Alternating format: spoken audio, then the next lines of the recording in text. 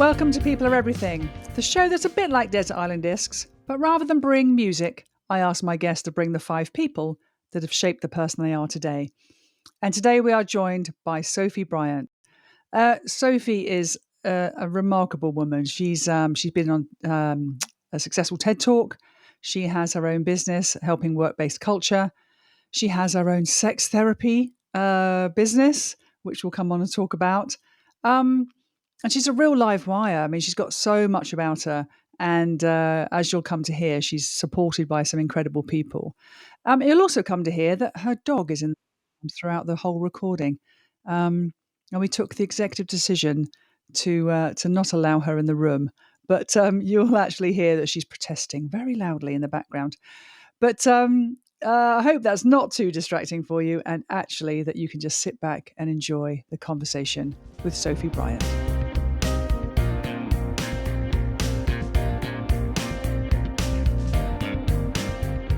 Hello, Sophie. Welcome to People Are Everything. How exciting to have you here.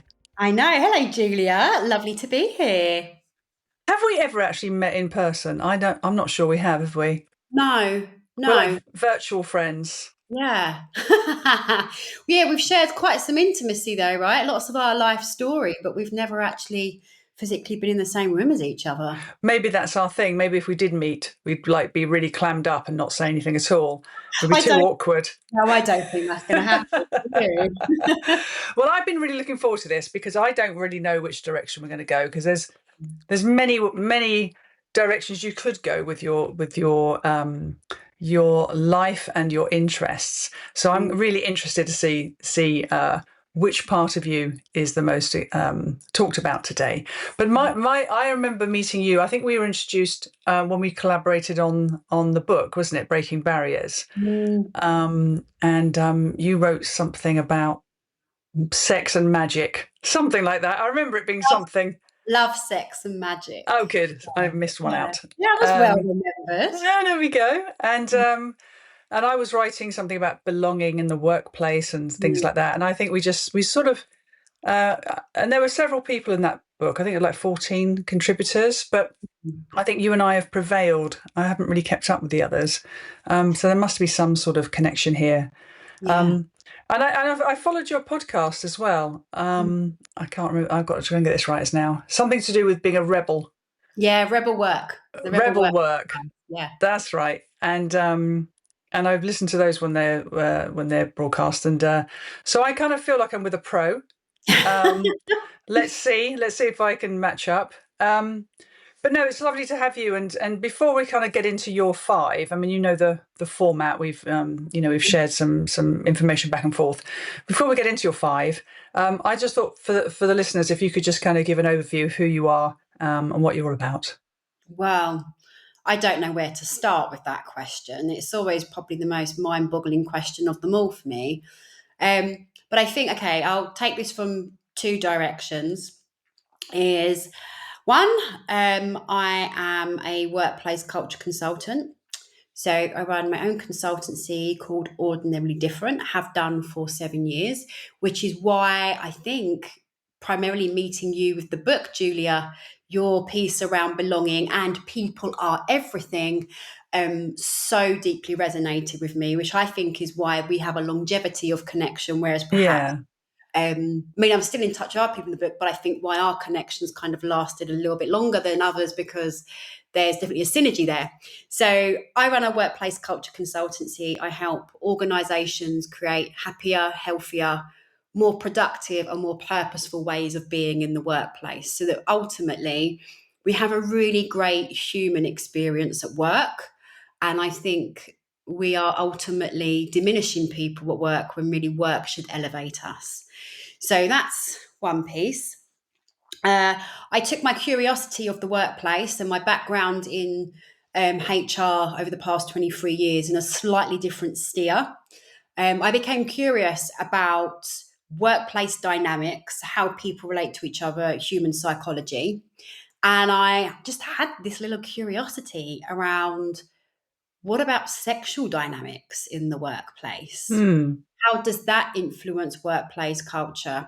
How we relate to each other, feelings, thoughts, desires, fantasies, misbehaviors, harassments, all of that all jumbled up into one big thing. And I thought, I'm really curious about this. And no studies have been done around sexual chemistry, sexual connection in the workplace, and how that intrinsically impacts on workplace culture. Because it's my belief that decisions are being made all the time in organisations based on sexual chemistry and sexual dynamics.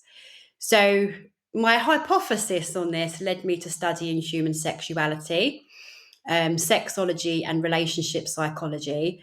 And then that then burst into my second business, which is now where I'm still doing that work and researching it and writing a book in that space. But I'm also now a sex life coach and also run a burlesque dance school. So, I've got two different worlds. I've got a very sexy world where I help people um, uncover what their true desires, fantasies are, and how they go about bringing them into their world. Help them deal with shame, little t trauma, um, stepping into space of vulnerability where they've never maybe exposed themselves to that in the first place.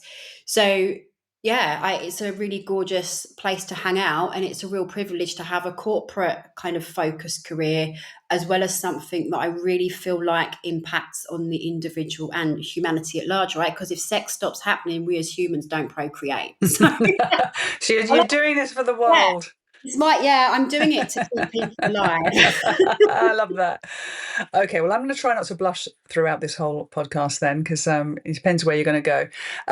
Now, let me just sort of pick up a few points there. So, no, you're right. We connected on that shared kind of philosophy of bringing one's whole self to business and to the workplace. And having listened to your stuff and read your stuff, I think we're also cut from the same cloth of inclusivity for all. Yeah. Because I think I get labelled rightly probably that I'm a feminist. I'm absolutely that person. I believe in kind of helping equality for women, and I know that that's sort of becoming less. It's a bit weaponized now. I think the word feminism and feminist is a bit weaponized, and it's not particularly helpful in many cases. But I also know that we share the same view of being inclusive to support just everybody. Men with their struggles in workplace, particularly ours and ours, and generally just creating environments where people can just show up as themselves and express themselves fully, and therefore bring more. I mean, if you're having to live a double life where you're being somebody else in the workplace to the person you've walked in as, it's exhausting. So I definitely share that view with you. And my only thought, and I don't know if I shared this with you before, but my only thought about the kind of sex in the workplace dynamic is it's always been on my mind that whether we accept it or not, whether we are tuned into it or not, sexual chemistry plays a part. And I'm thinking about, you're in a boardroom with a diverse set of people and genders, and why we think that you switch that all off when you walk through that door. I mean, we're always sending signals to each other. We're receiving signals from each other, physical attraction, chemical attraction. Mm. And these things are firing off all over the boardroom walls. But we're supposed to say, oh, no, not in here. No, Yeah. it doesn't happen in here. We're not wired that way. But of Yeah. course we are. So I know that's you resonate with that. But Mm. I'm not sure how I'd get that on the agenda at my workplace. Well, you know what? I think it's quite a big, bold thing to talk about, right? And I think part of my work Mm, with Sex and Soul, my sex life coaching company, is about trying to make sex less taboo. mm, It's actually how every single one of us got here. We all came from sex, or those of us that were, born through IVF were as a result of the sexual process, right? Mm. So we all came from procreation. And why we would think that that is something we shouldn't talk about, that process that gave us this life, the orgasm that enabled Yeah. our energy to continue in this world, why we would see that as dirty, disgusting, something that you wouldn't want to talk about is, for me, I want to start breaking the barriers down on that. And then you take that big taboo and you stick it in a boardroom. It's the deeply unspoken thing. And I think with a lot of the work, I mean, you've alluded to this with the feminism piece, but a lot of the stuff around sexual harassment is misdirected sexual energy. Mm. And there's a way for that energy, if it's not going to be used in a sexual way, if you don't want to act on that, and it's mutual and consensual between two people, there is a way that sexual energy can be harnessed for other procreation. So it doesn't have to be intercourse in order for procreation Mm. to happen. That sexual energy can be used for collaboration, for connection, for innovation, for creativity. That's actually what your procreative center is there for. It just happens to be Yeah. the mechanism of sex. You It's create, like, but it's you can birth other things and other connections and other intimacies that are so rich. And we've got this gorgeous gift here that we've misunderstood. And so I'm curious to find the workplace that wants to experiment on understanding the sexual energy that exists within their organizations and yeah. what the hell would happen if we understood it and we harnessed it and we, Yeah. yeah, I for can totally me, get that. Yeah. Sorry, go on. I know. The only thing I wanted to add to that is like what I'm hearing is that there's creativity in that. There's absolutely. creativity in sexual energy, and you're right. When you're with somebody that you have a slight frisson with, you just are a bit more of yourself, aren't you? You're more energized. You're more like there's a little energy around you that perhaps isn't there before. There's not a lot of research about this. If I really immerse myself into this and step into it in quite an academic space, I'll be the first person of this kind researching this kind of work. As far as I'm aware, and I'm in a lot of academic sexual communities, universities, and no one's got anything to offer me on this. Yeah.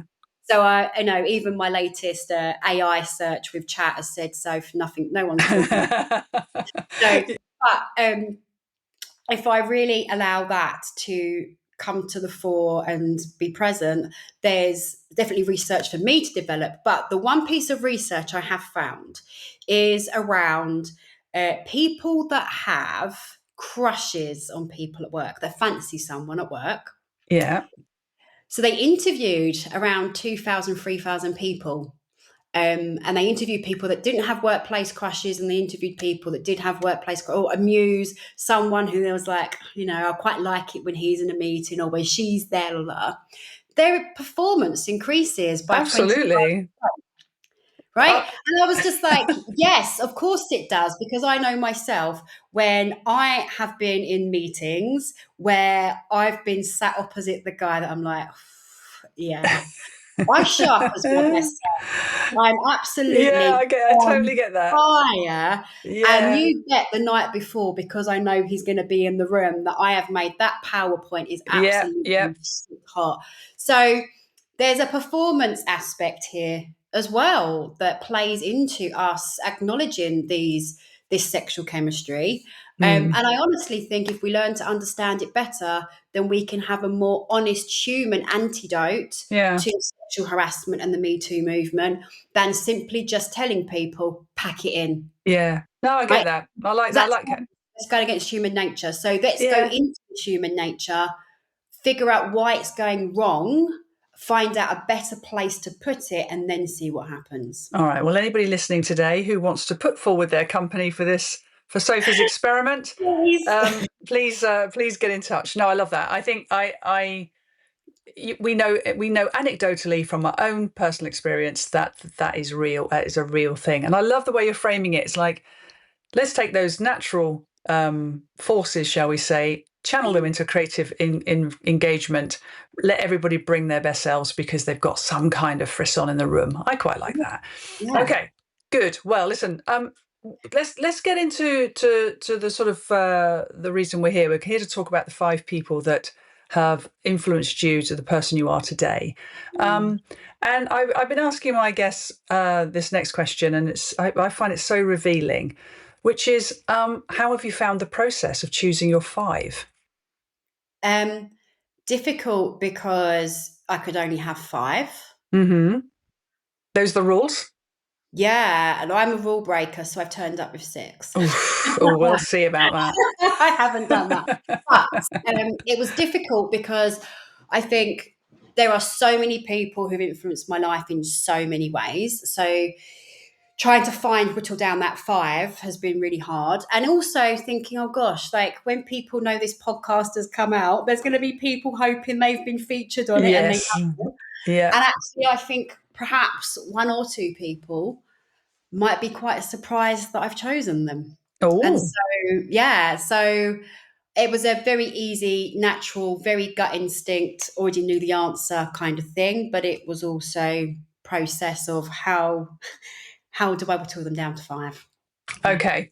All right. Well, and it will be 5. Excuse me, Sophie. These I are the know rules. I'm going to obey your rules. I know it's rebel something or other, but not. Yeah, It but doesn't apply to everything. Um, oh, okay. it does. Well. Okay. Well, let's see.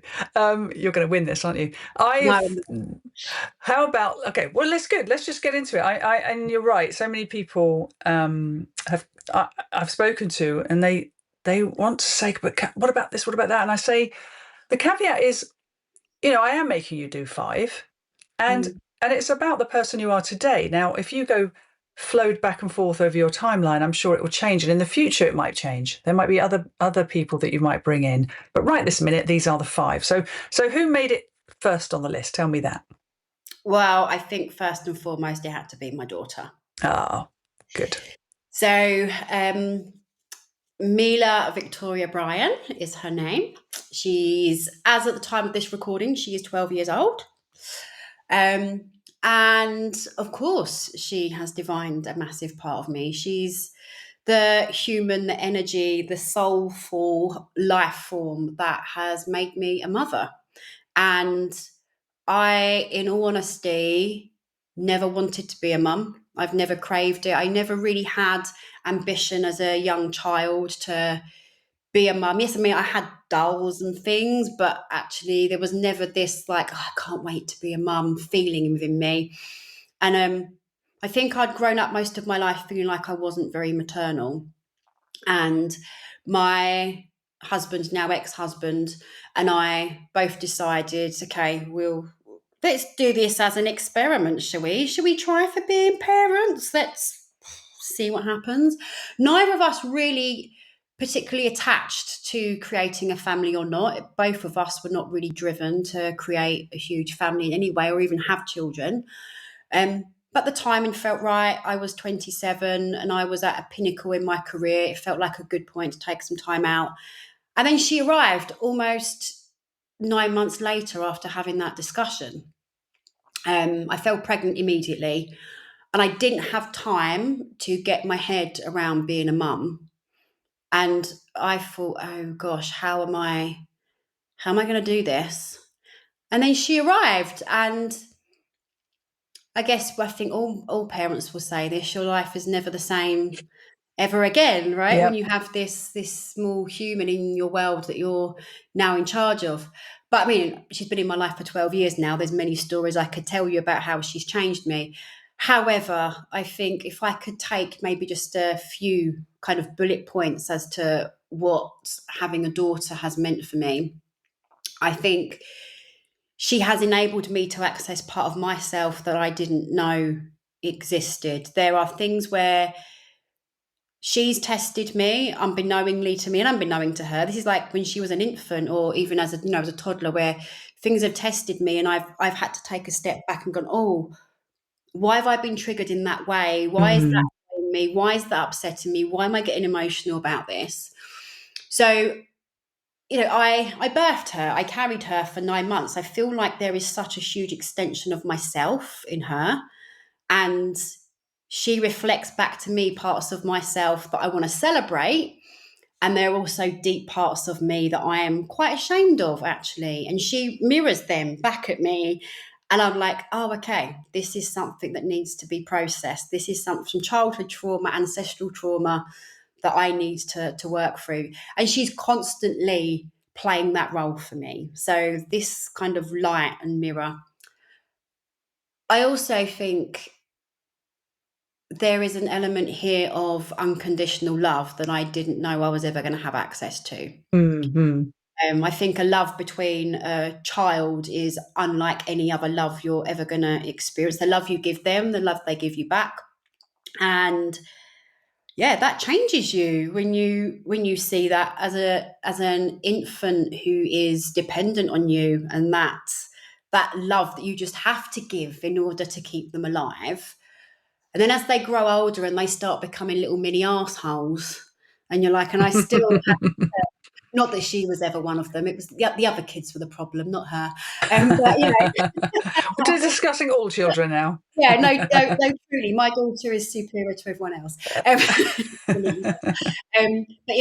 you then get tested in other ways, and you are still showing up with that unconditional love, unconditional love. Mm. And so it's made me have a greater relationship with love, a greater understanding of love, a greater connection of humanity. And now, as a 12-year-old, I'm now a solo single parent taking care of her. It's just me and her in this life at the moment. And the bond that we have with each other is just continuously growing. And again, it's more sources of her shining light on my greatest strengths, but also my greatest weaknesses. So I feel like having her has enabled me to go through a very soulful project of finding myself in my whole entirety. So she has to be my number one. Well, it sounds like she's performed so many sort of functions already in 12 years. Let's see what else she's got to offer. I mean, God, this, yeah. this unconditional love thing, I can totally relate to that. I remember when my daughter was born, I didn't, I was overwhelmed with it. I was just, you know my story a little bit. I didn't really know my own mother, and I didn't understand what the fuss was all about. Like, because people say all the time, "Oh, you didn't have a mum," and I go, "Yeah," and I go like, "So?"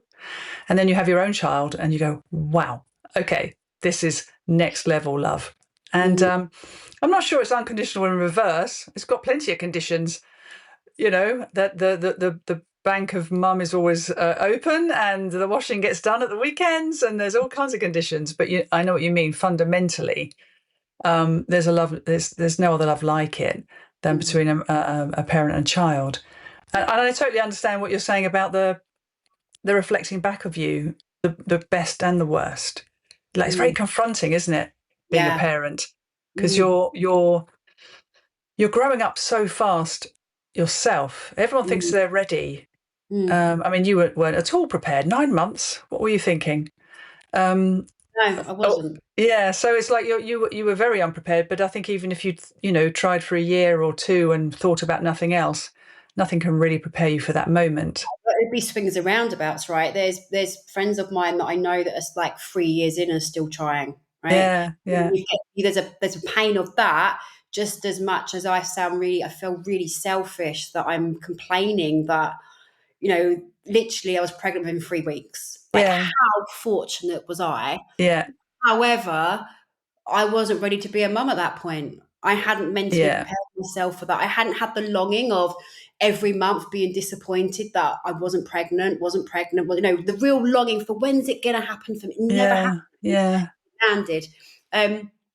But what I was going to say, there was something you said just a minute ago around the unconditional love piece. I think with this whole we grow up and we're growing up as adults as they're growing up as babies. I think the thing that happens with a parent-child relationship, as in a literal child rather than transactional analysis, is that we are playing our mistakes out live in real time. And that for me is like, I'm very hyper aware of like, right, okay, I have literally just created a childhood trauma there. My lack of response or my response to that has now just completely fucked her up, and I'm very aware of these things and I'm conscious of it. And I think that's one of the hardest things as being a parent is, especially, I mean, if you're not aware of it, I mean, God knows what planet, where are you at with that? But when you are so consciously aware of, I shouldn't have responded like that, is that going to have messed her up in the future? Is that now a chink in her history? Because we all know our parents mess us up in some way, shape, or form, right? It's impossible to get through your childhood.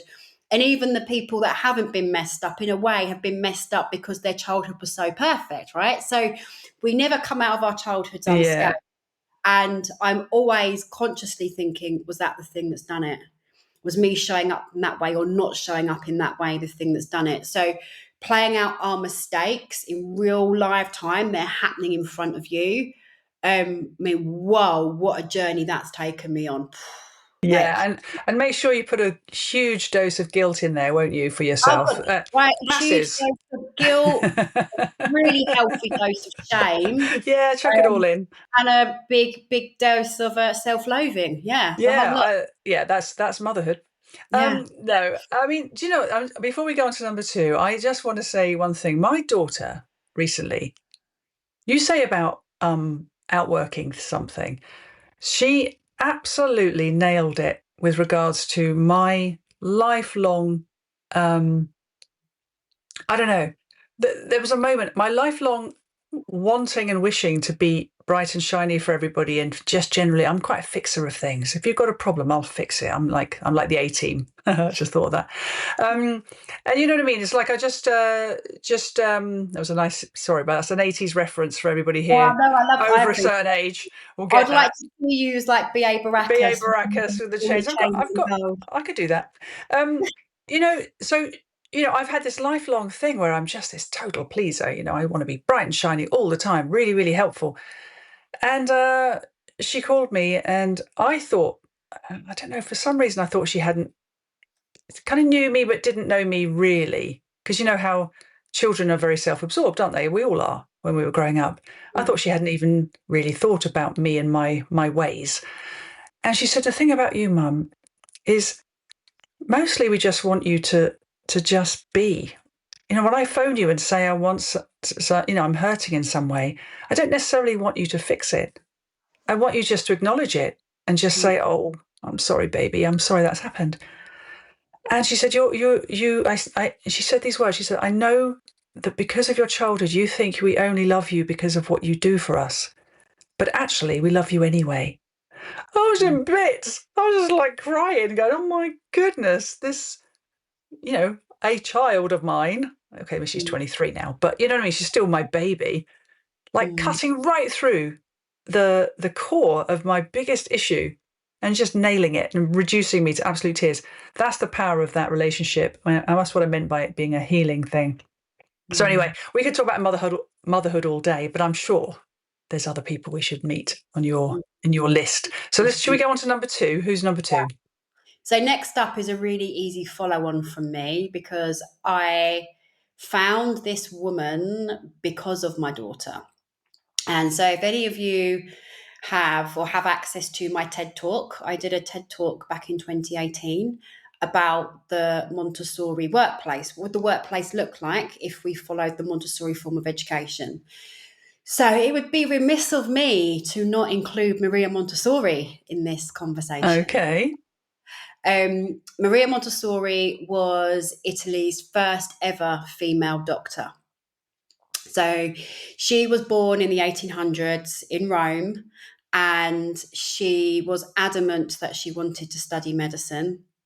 And so, through her own tenacity and against her parents' will, she forced her way into university, made a stand that she should be able to access the same facilities as the men, because at that point, only men trained to be doctors, only men went to university.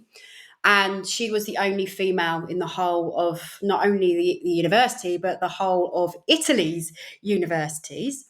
And she's training alongside men where she wasn't able to access the same facilities because it was a men's thing to do. She would have to go do experiments separately by herself late at night, not part of the study time. No, so a real strong sense of drive, purpose, standing up for her rights, driving for what she believed in. So she graduates university as a doctor, and because she's a female, she's kind of given the work that nobody else wants to do. And so she was asked to go work for what is now the equivalent of like the local authority, you know, the local council, local government, to go work in the slums of Rome and to take care of these children that were living in the slums that were seen as educationally ill-equipped for life. So these children were labelled with, you know, having mental disabilities, not able to function. And her job was basically to go in there and fix it, which nobody wanted to do. And so she rolled up her sleeves and she took a real good look at these kids from a medical perspective. And she was like, medically, there's nothing wrong with them. They're just understimulated, and they're not stimulated in a way that is cognizant with the growing child immature mind. And to cut a long story short, from there she developed the Montessori method, which is all about learning with the child, growing with the child, being led by the child. And there's so many elements about her and her life that stand out for me and why she's been so influential.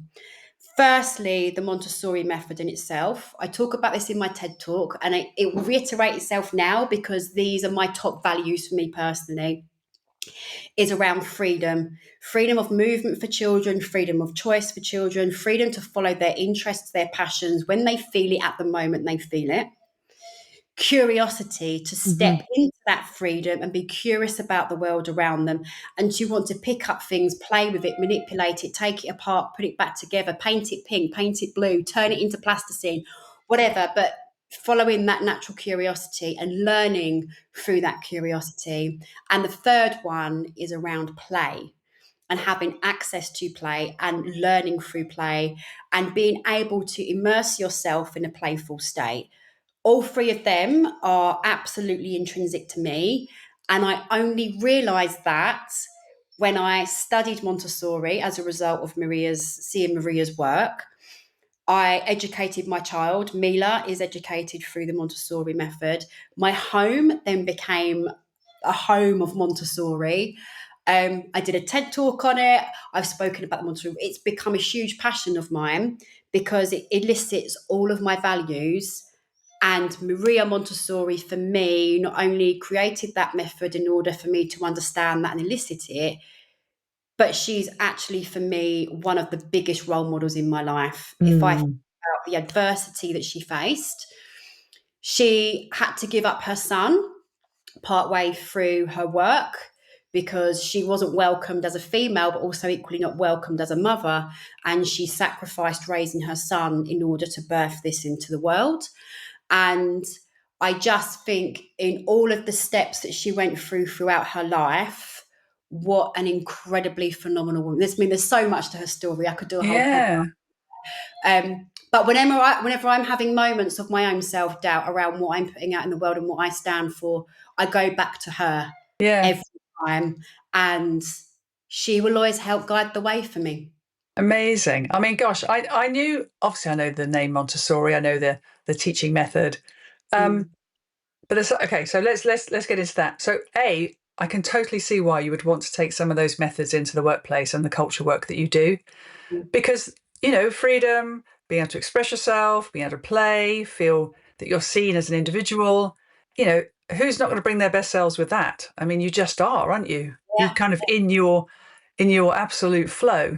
And why aren't all schools in the Montessori method really? Do you remember a guy called Ken Robinson? Yeah. Schools kill creativity. Yeah, do you know, I met him once. Absolutely. Of course you did. Yeah, well, I told you I love collecting great people, You and do, I yeah. and I met him. We had a great conversation, and you know, just the sort of simplicity of that message. but it hit me like a truck when I was running an education establishment at the time. And I thought, I'm going to change everything to relate to this one single message. So as a grounding principle, I can totally see why Maria's who she is and what she stood for and what she, as you say, birthed into the world.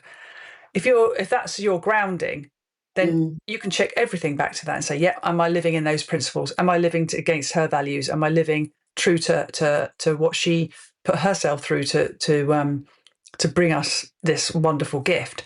So, I'm really glad you chose her. That's a great choice. Well done. And now more people will know more about her. So thank you for sharing that. That's super. Wonderful. Educational as well. Thank you for that. Yes.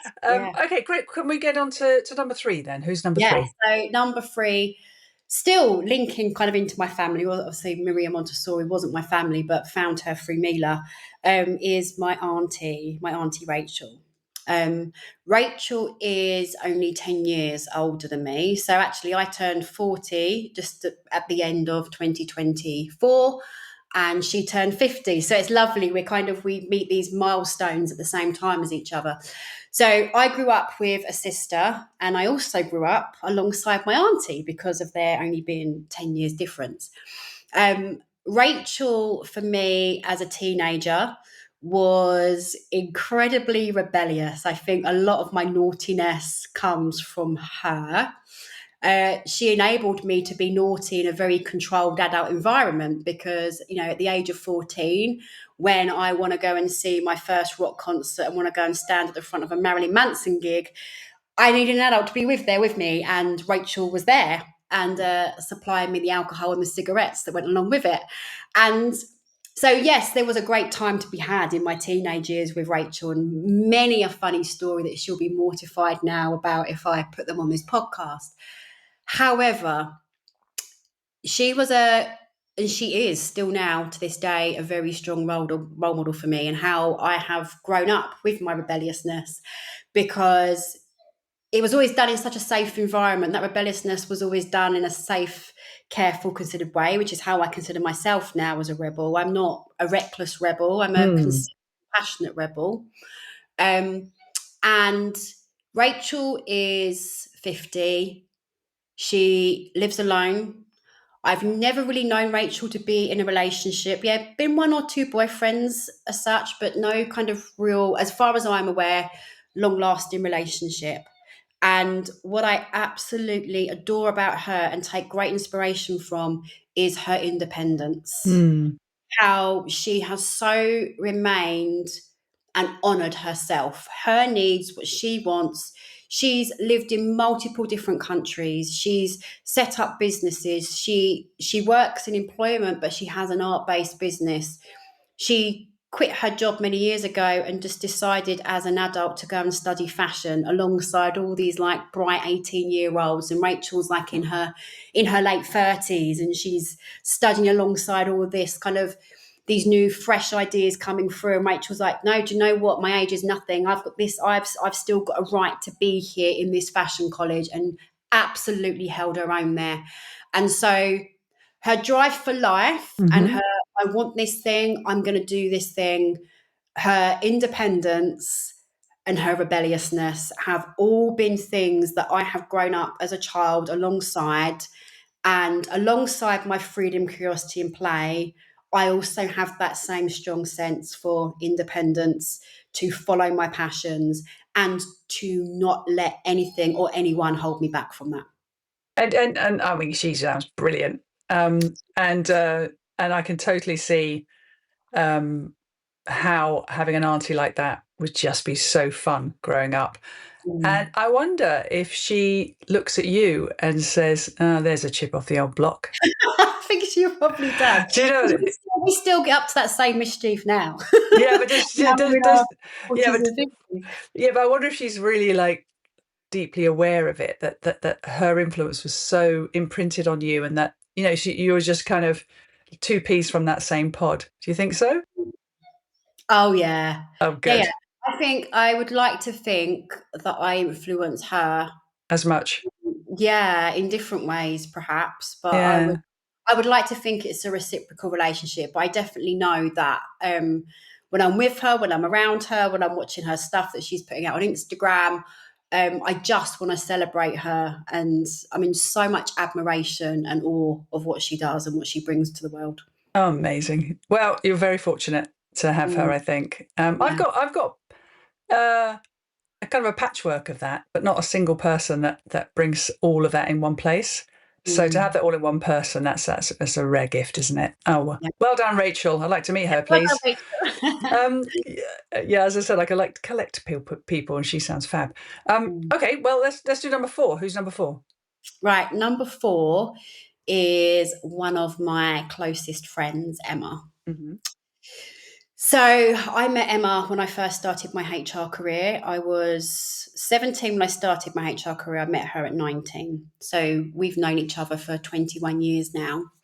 And Emma Emma is completely different for me. Completely different. She's very risk adverse, very considered, um, very has to make sure all the boxes have been ticked. Very much what I would say quite perfectionism oriented. I'm all of those things, but in a very different space. And so I'm starting my HR career relatively fresh out of the box after leaving college. She's just been to university, is, as you would imagine, hyper intelligent, first class honor in HR. And I'm like, whoa, like, who is this girl? Like, actually at that point feeling very inadequate because I hadn't gone to university. I had my A levels and I was biding my time with this job before I could go because I wanted to do a degree in counselling, which you can't do till you're 21. So I thought, right, I'll go to work. Anyway, Emma just arrives as a HR graduate and I'm just in absolute awe of her. Anyway, one day we end up at a team lunch, and me and Emma hadn't really bonded. We'd kind of seen each other from across the office, like we're transactionally talking to each other about, have you filed the paperwork for this, but not really got to the core of who we were. And so we're out at this team lunch, and actually it transpires that me and her were both health freaks, and we were not happy about the fact we had to eat white rice because we normally only eat wild rice, and we normally eat brown rice and couscous and grains and quinoa. And just imagine a 19-year-old and a 21-year-old in a Chinese restaurant having this conversation. It was funny, and we still joke about it now, how we bonded over brown rice. But from that moment onwards, our relationship was solidified. We'd found this point of connection where we was like, oh, we've got this health and nutrition thing in common. And so we started going to the gym together after work. And when you're working out with other people, you start to get to know each other better and better and better. And over time, this beautiful friendship started to emerge. So what Emma has done for me in my life and why she's so influential is because Emma, to me, has such a drive, like such a drive for success. Mm. And it's like, I don't care, I'm going to do this thing and I am going to be successful at it. It's going to happen. I am. And at the age of 17, 18, when I started that job, I was a little bit lost. I had some horrific things happening in my home life. Alcoholic father, 2 of my grandparents dying of cancer. My parents, a messy, messy divorce, awful, awful time of my life. And Emma came in and just kind of went, your life doesn't have to be like that.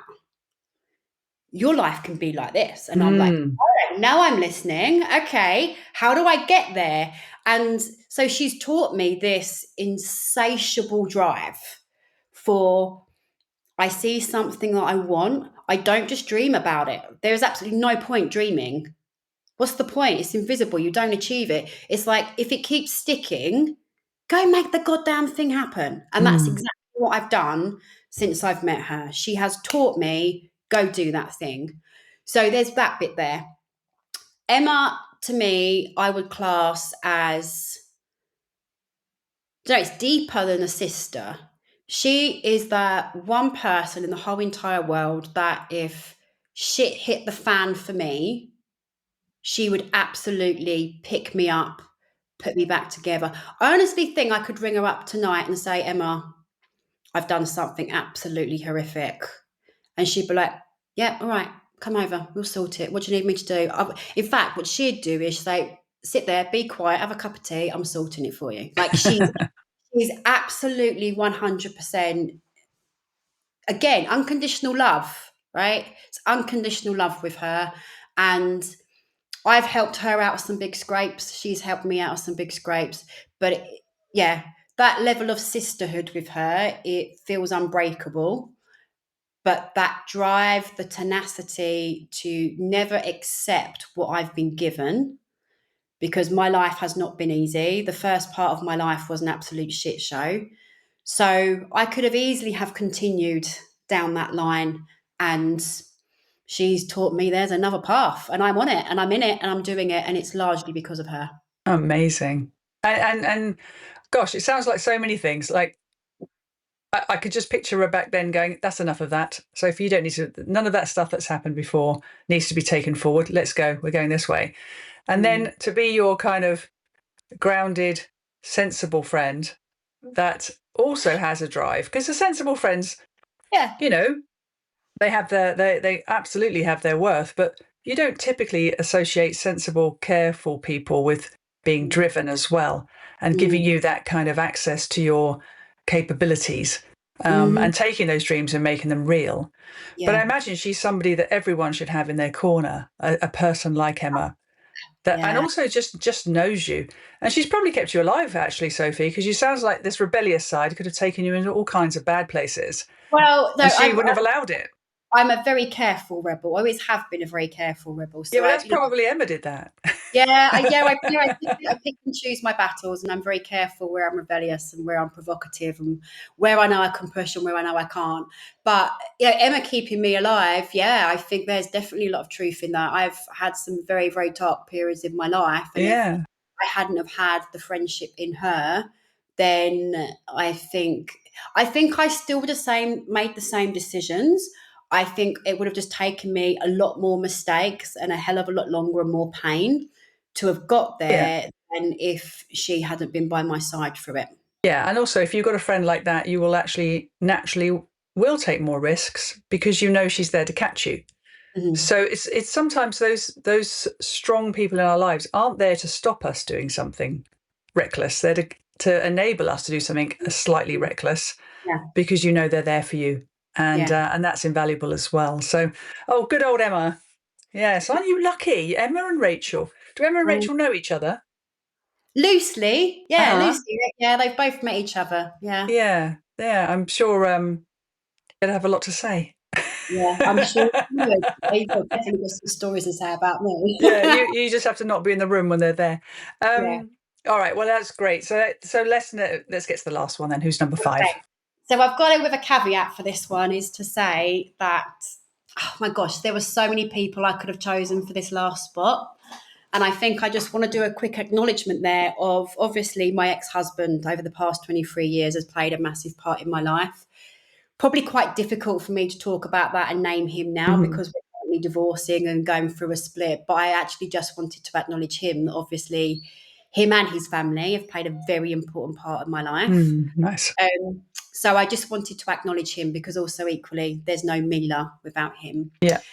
And there's also some very, very special male friends of mine that I realise my whole list is female. So my last is female.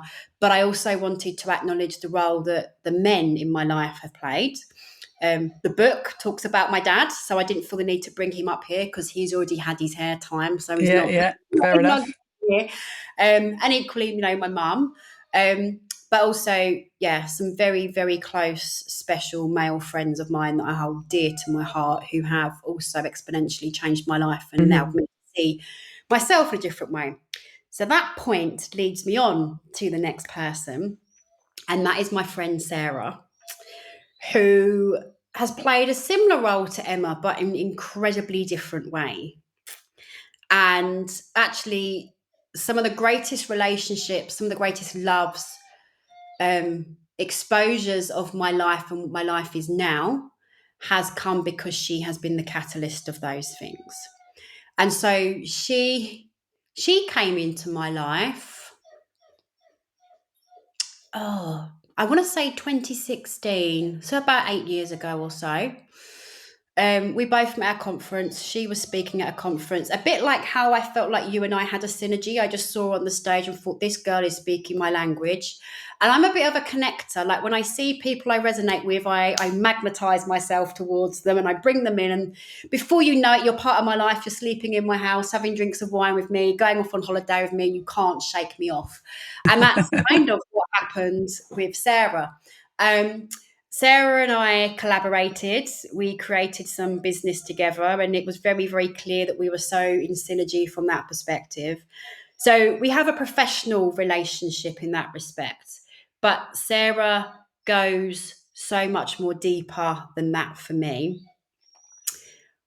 While I'm doing with Rachel the rebelliousness, I'm doing with Emma the drive, you can achieve anything. So come on, nothing's impossible. I kind of stepped into this hyper powered, like businesswoman, Maria Montessori in the back of my head as well. These three women all challenging power, power, power, power. Be a freaking queen. Go out there. Do shit, right? All of that channeling through me. Sarah did the opposite. Sarah was like, who are you when you're quiet? Yeah. Who are you when you're breaking? Mm. Who are you when your soul wants to speak to you? And she has, it makes me feel quite tearful now. She has the most beautiful, calming energy about her. And she enabled me to find a part of myself that I never knew existed. I'd only known myself to be the fighter through my childhood. And then furthermore, the rebel and the driver, right? Mm-hmm. Get things done. Over the past 8 years of knowing Sarah, she has enabled me to step into the soulful me, the spiritual me, the softer me, the introverted me, the more cautious me, the heartbroken me. And she honors and loves every single aspect of me from that perspective. And I thought I could only be successful if I showed up in the ways that Rachel and Emma and Maria had taught me, right? That's what I thought my identity was. And she has shown me that I am just as lovable, if not more lovable, for my weaker points, my softer side, my more soulful, my more spiritual side. She's enabled me to meet people through her contacts and through events that she invited me to that have also exponentially changed my life and have become incredibly important, which are the men that I alluded to before in my life. I would not have met them and they wouldn't have shaped my life in the way that they have if Sarah hadn't opened those doors. And actually, again, I think it's the softer parts of me that they love and appreciate and want in their life. I honestly never knew that I could speak to my soul in this way. I could communicate with myself in this way.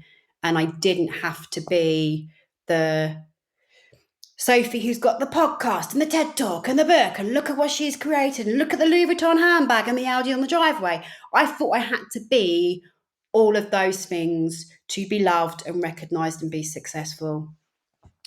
She makes me feel like I can sit in a lake covered in leaves and mud with nothing on, completely naked, and still be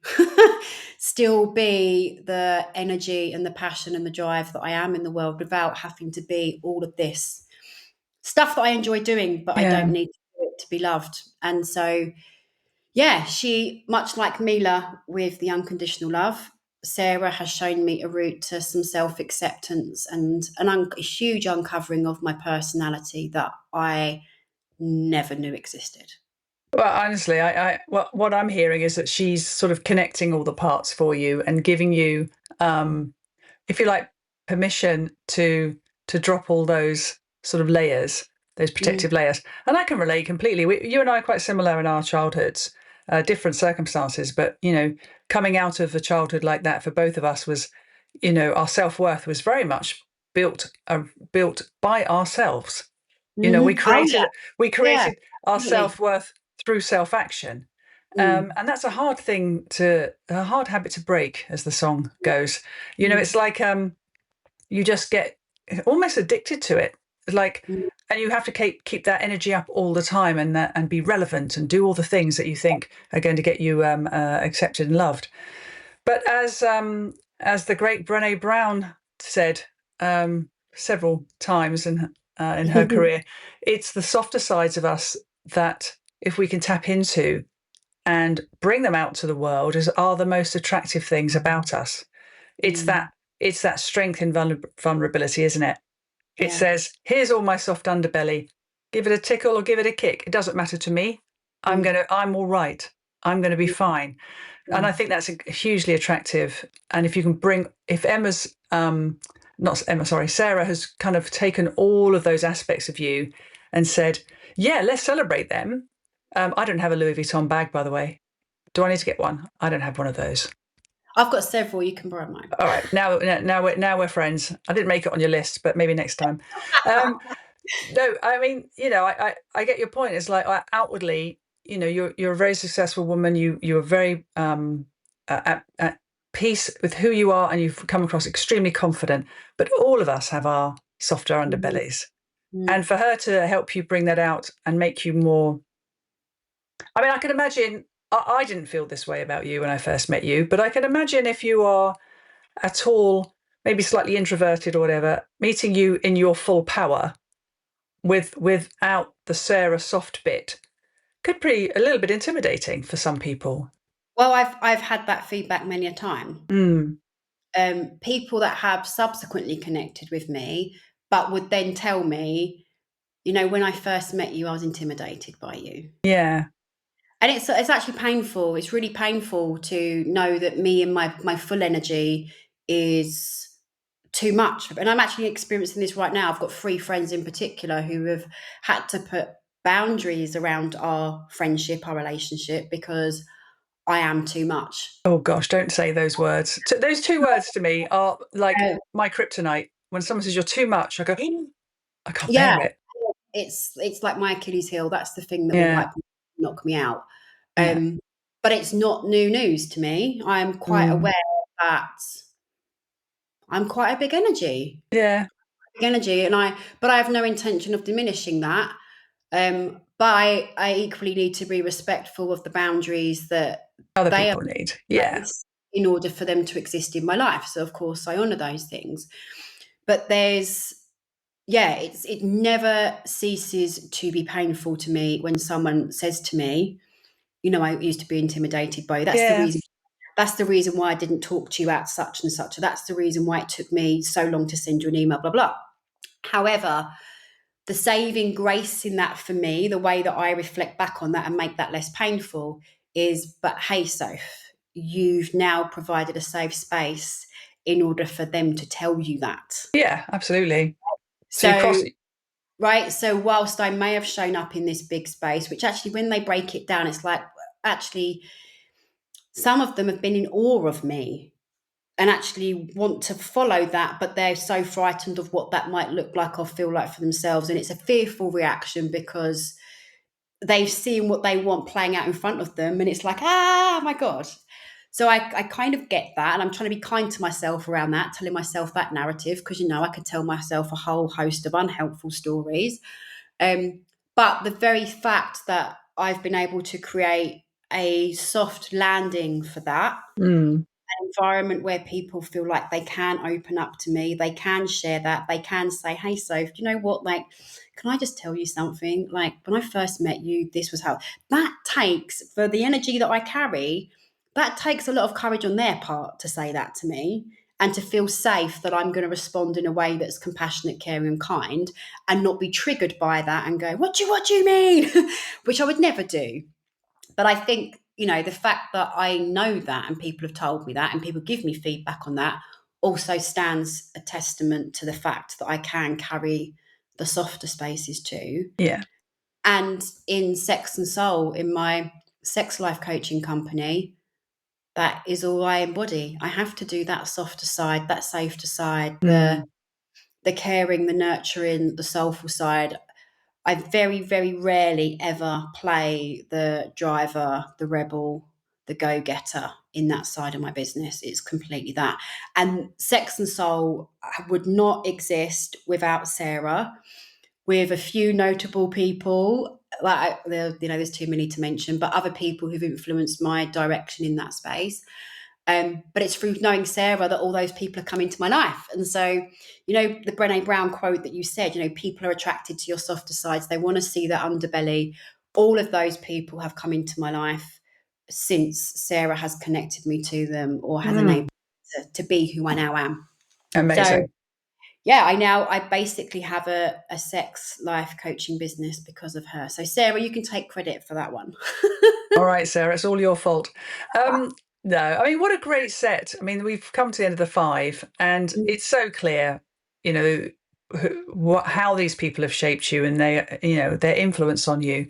And you've shared already the things that you feel are directly attributed to their energy, their investment, their personality. It's all kind of, because my next question to my guests is, what aspects of them do you directly recognize? I mean, and there's so many. So why don't we just summarize again the I don't know, 3 or 4 key parts of your character that you can directly attribute to those 5 people. Freedom, Mm-hmm. Montessori, freedom, Rachel, freedom, independence. I think independence and freedom kind of sit with each other, but definitely Rachel with independence. Drive, Mm-hmm. absolutely drive. I don't really know how to convey the Sarah experience because it's so deep. I think it is the ability to hold depth. Mm-hmm. Yeah, I see that. Knowing my own depth, how deep I can go. And actually, I talk a lot about my personality type, and I have a very sexual personality type, in that I crave one-to-one intimacy, not just physically, sexually, but I crave it. I mean, I'm loving doing what we're doing right now, Julia, because Good. I'm in a very intimate one-to-one discussion with you, and there is never a bottom on that depth. Yeah. I could just keep going deeper and deeper, and it's one of my friends, Chris, who's also a sexual one-to-one personality type. He said to me, "We just have this insatiable desire for one-to-one deep connection that never can be fully met, Yeah. because it's Yeah. and I think that is what I mean when I'm talking about Sarah. What she's taught me is she has taught me the depth of myself." You've stopped just when I was drinking a glass of water. That was so unfair of you. No, I think, I don't know what my personality type is in that regard, but I was saying to someone the other day, one of the main reasons I'm doing this is I love long form conversation, and I really love getting to know who people really are. And I think I'm the same. I think there's no sort of there's no bottom to that. We could just keep going and going and going. And I'm sure if we were allowed a 3-hour podcast, we'd be able to do that. Well, who makes up the rules, Julia? Do you know, I listen to Sam Harris all the time. He's one of my favourites, and he sometimes goes for 3 hours. I'm thinking, well, come on then, let's go. Bring it on. Okay. Let's make it 10, 15 people. Okay. So I think we've established how these people have influenced you. I think that's absolutely clear. And you're already doing a lot. You're already putting a lot into the world. You've talked a lot about the culture work that you're doing, your sort of sex therapy. There's so many kind of physical activities surrounding that, your podcast, your writing, your teachings. So I feel a bit awkward asking this question, which is, how are you going to pay back or pay forward, if you like, all this investment in you that you've had from these great people? I must write them a few checks. I would. I would. Okay, well, I think firstly, how am I going to? Mila, like it's a give take relationship, right? I'm giving to her, she's taking from me. and vice versa, right? There's this, especially as she's 12, right? We're in this reciprocal, she's meeting my needs, I'm meeting her needs, we're taking care of each other. So I think that's the nature of our relationship. Maria Montessori, I did a TED talk about her. Fair enough. That's a good pay forward. I've created a Montessori method of the workplace. Mm-hmm. So that is a way of her legacy living on. I have raised my daughter to be educated Montessori, so her work is now living on in my daughter now as well. That I hope Mila will then go on to challenge the education, which she is challenging the education system now because she's in standard mainstream education and it's clearly not where any kid should be, let alone my daughter. And I also was a board member of the Montessori charity, leading Montessori charity in the UK. So trying to get Montessori more mainstream and not just for private school parents who can afford to send their kids there. This should be accessible to every child everywhere. And then I was also a governor of my daughter's school and another school because I wanted to bring some of Maria's work into mainstream education as well. And I believe in all heart of hearts for me that when I decide to no longer run my businesses anymore, I hate the word retirement because I don't think I'm ever going to retire. I will just move on and do something else. That's where I feel like I would like to spend more time being involved in Montessori, campaigning for change in the education system.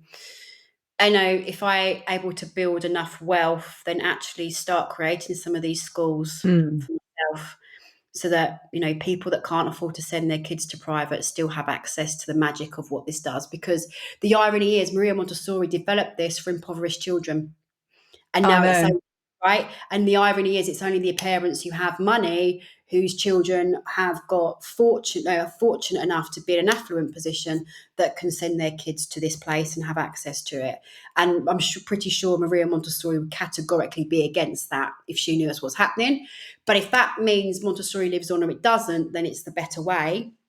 But it's not the solution. So there's something in me in the next 20 years that I think will emerge to honour her. As if I've not done enough, Yeah, I was going but to I'm say. trying. I believe everything that she stood for, so I'm going to really carry that baton. Rachel, I would like to think that I am the driver side of me that Emma gave me. I would like to think I give Rachel some of that back. Where Rachel's been perhaps cautious about an idea or uncertain about shall I do these things, that I would like to think that seeing me doing what I'm doing or having conversations with me, coaching sessions, little tidbits of me, I would like to think have enabled her to really go for it and do the things that she's doing. Although I think I may have just given myself an unwarranted compliment there. Emma, um, Emma can always trust me to call out the bullshit. Mm. And so when I see her doing stuff that is not helpful to her, is harmful to her, harmful to her health, as in she doesn't look after herself. Yeah. She's so busy focused on everyone else. She will always put herself last. And I will always call bullshit on that. I'm the friend who will gently give you a slap round the face. Mm. And I do that for her. And I'm literally like giving her a proverbial shake and going, look at you. Look at how you're suffering now. Look, what do you need to do for yourself? Prioritize yourself. And I will always, always, always force her to step into a space where she thinks about herself for once, because she never does. Mm. So I would like to think that's how I pay her back. And Sarah needs that soft, vulnerable landing space. I guess she's kind of created that in me because she also needed that for her to have a safe landing. Mm. And one of the things that Sarah said to me once, we were working together in Croatia, and we'd just done our work with a client and we were in the hotel room and she was absolutely flat. She was just so depleted of energy. The traveling there, the big client, planning it all, collaborating with me. She's an introvert by nature. I'm a big energy. The room was full of big energy. She was wiped out. And she was quite emotional about how wiped out she was. And I went to the bathroom. I ran her a hot flannel and she was just laying on the bed with her eyes closed. And I just put this hot flannel on her face. And she started crying. Mm. And I was like, oh my gosh. She said to me, that is one of the most caring things anyone has ever done for her. And so she often we now have these moments of, do you need me to get the hot flannel out? Or, Soph, Yeah. I really need you. Can you bring the hot flannel? And her version of that for me is bringing the bottle of Moët, because when I'm like, and actually we had champagne that night as well, which is quite funny. It was hot flannels and champagne. But I like to think that for her and for all my friends in any guise, I am that hot flannel. Yeah. Do you know, And sorry. yeah, it's a pleasure for me to hold my friends in that space. It's a real honor for me. And that little flannel, just that little thing of holding her in the, you're okay, I'm here, you don't have to worry about anything. Here's some warmth to nourish yourself. That's how I like to feel like I show up. And it just happened to be in a wet flannel for me. Oh, I love that. I tell you what I love about that image is you're absolutely right. I think, Sarah probably does put out into the world what she wants back. And maybe she's been craving that all along. And it is hard to find somebody who can be that tender in that moment of someone's pain. Mm. And the nearest thing I can remember experiencing that, and it wasn't that I was in pain, it was just that, I can relate to this a little bit. What you're saying was, having grown up without a mother, one of the most poignant moments was when my partner, Catherine, she saw that I think I'd had a few beers or a few wines, can't remember, flopped into bed and hadn't taken my makeup off because, I just couldn't be bothered, or just had too many drinks, or whatever it might have been. There was a reason I hadn't taken my makeup off. And she'd noticed. And she just leaned over and she put some stuff on a little pad, and she just wiped my eyes, got my makeup off my eyes. Now, of Mm. course, she could have easily just said, "Just go and get your bloody Yeah, makeup off." yeah. But she didn't. She just dab, dab, dab, wiped my makeup away. And of course, it's quite an intimate thing to do, to take someone's, Mm. like the flannel. It's a very intimate thing to do. And I remember being really emotional about that. Just like, oh God, that level of noticing and then finding a very sort of soothing thing to do. And I love that now that it's become a euphemism for care, plus the Moët, of course, absolutely Yeah. essential. Yeah. We had a poster made up, a personalised poster uh, for Christmas, and it was like, it said something like, "When in doubt, get a wet flannel." Oh, really? And you just made that Yeah, up? Wonderful. I love that. yeah, All yeah. right. Well, listen, I think your friends are lucky to have you. You're clearly lucky to have them. And Very. the sort of the people you've shared today have been fabulous, and I've really enjoyed hearing about them, but also hearing what they mean to you. Mm, So you obviously guess from meeting me and from this podcast that people are my thing. mm, Um, and so I find that I always want to finish my podcast with essentially my complete excuse just to meet even more interesting people. I want to meet everybody. mm. If I had the time, I would.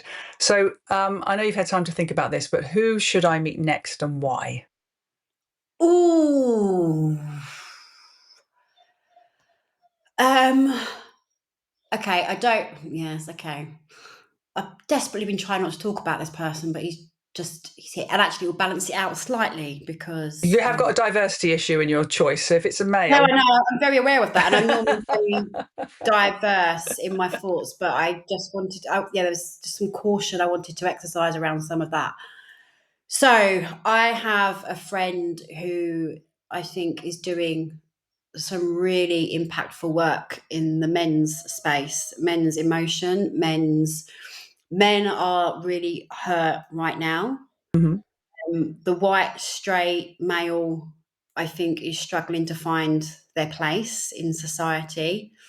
Because I think so much of what's happening with feminism has gone so far the other way that we're now just making all men wrong for everything.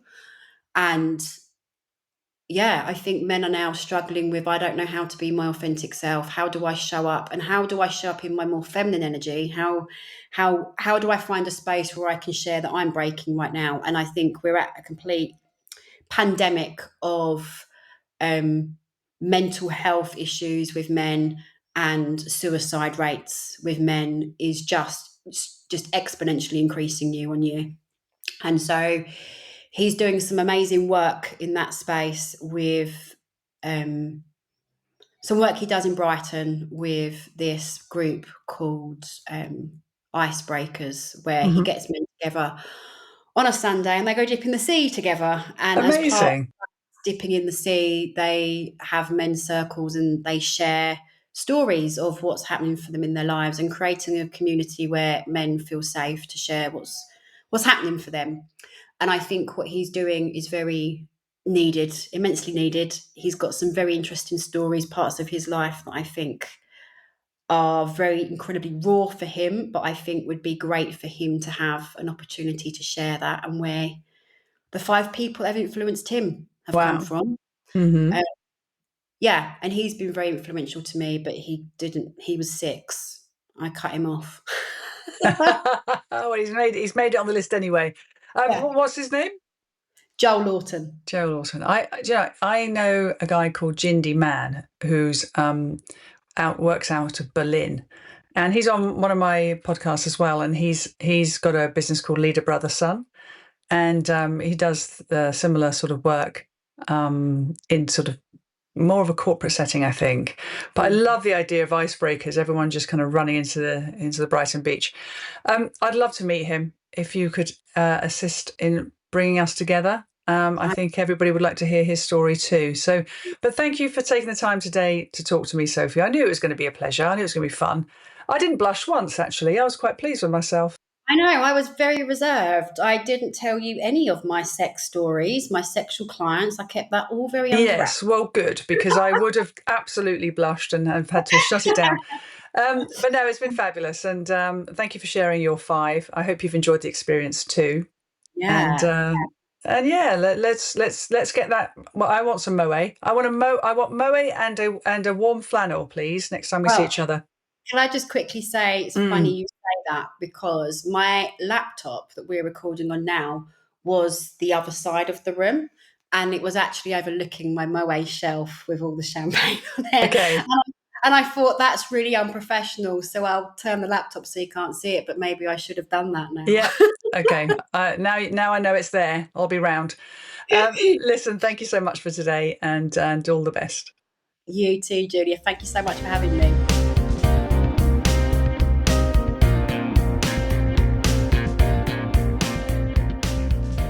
Well, that was Sophie. Sophie Bryan. I mean, I really enjoyed that conversation. As I said at the beginning, I wasn't sure which way it was going to go, but we managed to cover so much ground. And I feel like I got to know her very well, as I hope you did too. And there's so much about her. And when you hear about the great people she's had in her life, you can kind of see why. So, yes, thank you for listening again. And if you enjoyed this, please comment, please subscribe, please share with friends, or just get in touch. I'd love to hear from you. Until next time, take care for now. Bye-bye.